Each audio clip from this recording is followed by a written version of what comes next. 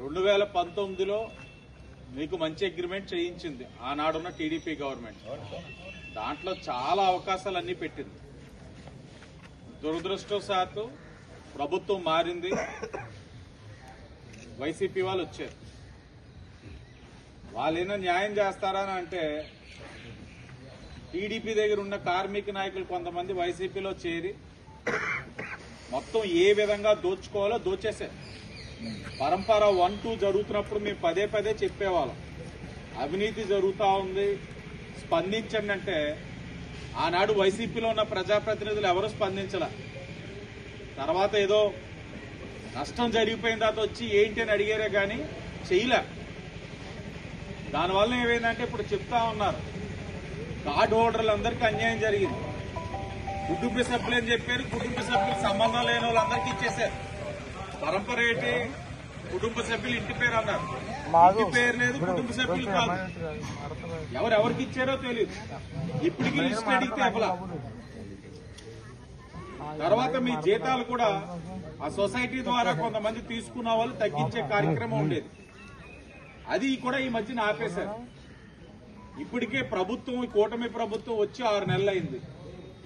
మీరందరూ నమ్మకంతో, విశ్వాసంతో వైసీపీ వాళ్ళు చేసిన అన్యాయాలన్నింటికి కూడా బుద్ధి చెప్పాలని కూటమి ప్రభుత్వానికి ఓట్లేశారు.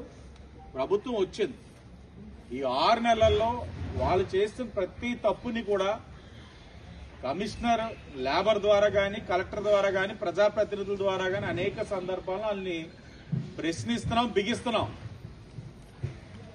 వాళ్ళ సొంత ఎస్టేట్ అంటే దొబ్బది. ఇది నీరు తీసుకునేది మన నీరు. రోడ్లు కానీ ఇవన్నీ కూడా ఇంకా చాలా సమస్యలన్నీ కూడా కార్పొరేషన్ ముడిపడి ఉంది. కేవలం కార్పొరేషన్కే 14 కోట్లు పన్ను కట్టాలి. 14 కోట్లు 10 ఏళ్ల నుంచి కట్టట్లా. ఇలా ఒక్కొక్క సమస్య ప్లాంట్ వారు మీకు న్యాయం జరగడానికి ఏ విధంగా మేము అడగాలో అన్ని కూడా మా వైపు నుంచి ప్రయత్నం చేస్తున్నాం.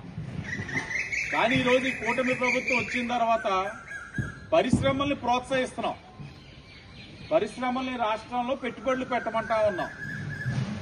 పరిశ్రమలు రావాలి, పెట్టుబడులు పెట్టాలి, ఉపాధి రావాలన్నది మన ఆలోచన.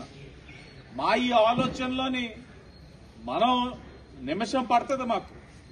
మీతో పాటు కూర్చోవాలంటే నిమిషం, కానీ ఇది కాదు పరిష్కారం. మేనేజ్మెంట్ అతి తెలివితేటల వాళ్ళకి ఈ రాష్ట్రంలో పరిశ్రమలకు ఇబ్బందులు కలుగుతున్నాయి. ఇలాంటి ఆలోచన విధానానికి వాళ్ళు వస్తారన్న ఆలోచనతో గౌరవ ముఖ్యమంత్రి గారు దృష్టిలో పెట్టాలని ఎంపీ పురంధేశ్వరి గారు అపాయింట్మెంట్ ఫిక్స్ చేసిన తర్వాత శాసనసభ్యులు, మంత్రులు అందరూ వెళ్ళాం. నేనే ముఖ్యమంత్రి గారికి మొత్తం ఎక్స్ప్లెయిన్ చేశాను.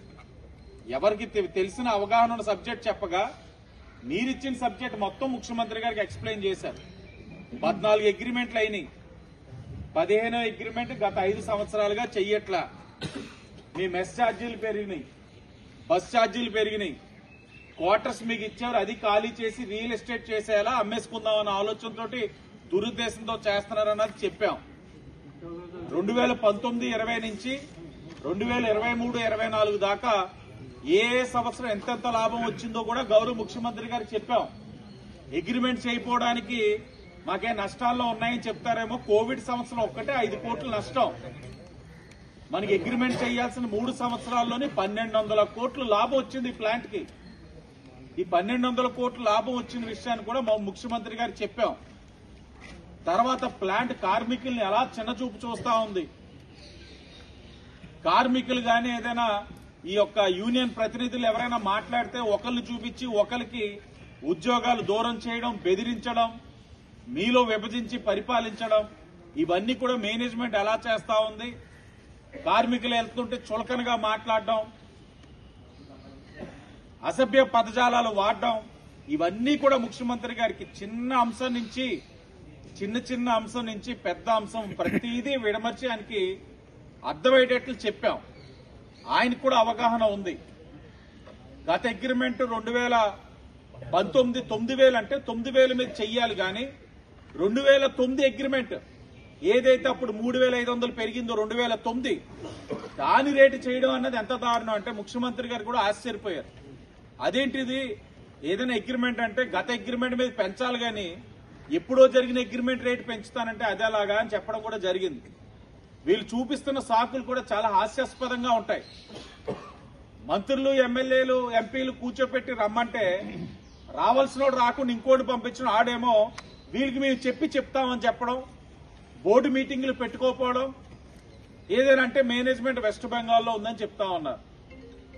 ముఖ్యమంత్రి గారు వెంటనే ఈ యొక్క ఇండస్ట్రీస్ కి సంబంధించిన ప్రిన్సిపల్ సెక్రటరీ కార్తికేయ మిశ్రా గారిని పిలవడం, తక్షణమే మాట్లాడి అవసరమైతే మేనేజ్మెంట్ పిలవండి, కార్మికులు ఏ ఒక్కరికి కూడా నష్టం కలగకుండా మంచి అగ్రిమెంట్ చేయాలని ముఖ్యమంత్రి గారు మా ఎదురుగుంటానే కార్తికేయ మిశ్రా గారు చెప్పడం, కార్తికేయ మిశ్రా గారు కూడా ఆయన చేయాల్సిన కార్యక్రమం మొదలు పెట్టారు.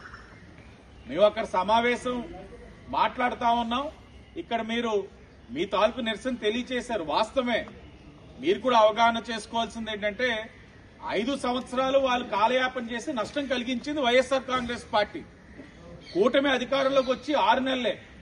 ఈ రోజుకి కూడా ఇంకా మీరు అదేదైతే రిటైర్ అయిన వాళ్ళందరూ కూడా డిపాజిట్లు చేసిన అకౌంట్ గట్టిగా బిగిస్తే 2 నెలల పేపర్ మిల్లులు కలెక్ట్ చేసి ఇచ్చారు. ఇప్పుడు డిస్ట్రిక్ట్ రిజిస్ట్రార్ గారి ద్వారా చేయమన్నారు. ఇప్పుడు అక్కడ కూడా చాలా సమస్యలు ఉన్నాయి. రికార్డులు ఎవరు? 3 టౌన్లను కేసు కట్టిస్తా ఉన్నాం, ఎస్పీ గారితో అపాయింట్మెంట్ తీసుకుంటా ఉన్నాం. అంటే ఈ సమస్యను అవగాహన చేసుకోవడానికే మాకు నెలలు పడతా ఉంది. ఇంత అలా అవడానికి కారణం ఏమిటంటే ఎవరికి వారు బాధ్యులే. 5 సంవత్సరాలు వాళ్ళు ఏదేదో అభూత కల్పన చూపించారు కొంతమంది కార్మిక నాయకులు, నమ్మే